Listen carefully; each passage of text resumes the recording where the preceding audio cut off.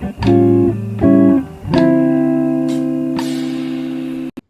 Channel میں آپ کا استقبال ہے۔ آج کی یہ ویڈیو گرامر کی ہے جس میں ہم آج ضمیر سیکھیں گے، ٹھیک ہے؟ تو ضمیر کے بارے میں پہلے ہم پڑھتے ہیں ضمیر کی تعریف یا ضمیر کسے کہتے ہیں۔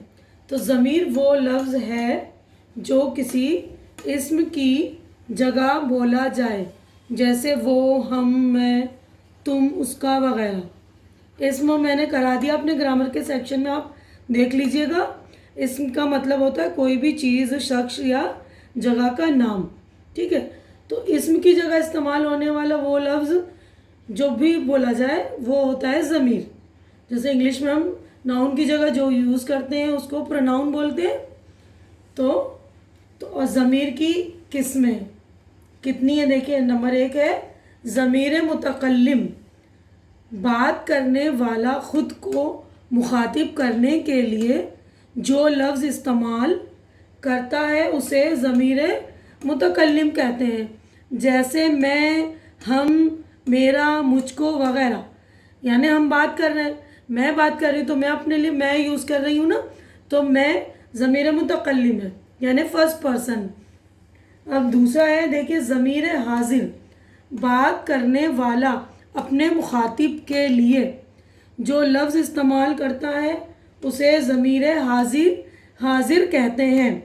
یعنی بات کرنے والا اپنے مخاطب سے، یعنی میں جس سے بات کر رہی ہوں، میں آپ سے بات کر رہی ہوں تو آپ کہوں گی تم، جیسے آپ، تم، تو، تیرا، تمہارا وغیرہ۔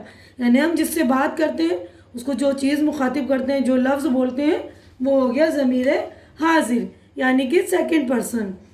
اب تیسرا ہے ضمیر غائب، بات کرنے والا ایسے شخص کے لیے جو وہاں موجود نہ ہو، اس کے لیے جو لفظ استعمال کرتا ہے اسے ضمیر غائب کہتے ہیں، یعنی کہ تھرڈ پرسن۔ یعنی ہم بات کر رہے ہیں لیکن جو ہمارے درمیان موجود نہیں، ہم اس کے بارے میں کہیں گے کہ وہ لڑکا ایسا تھا، یا اس نے ہمیں یہ دیا، یا اس کا کام بہت خراب تھا۔ یعنی غائب، جو ہمارے درمیان موجود نہیں ہے اس کے لیے ہم بات کر رہے ہیں تو اس کو کہتے ہیں ضمیر غائب، جیسے وہ، اس کو، اس نے، اسے، اس کا، ان کا وغیرہ، یعنی کہ تھرڈ پرسن۔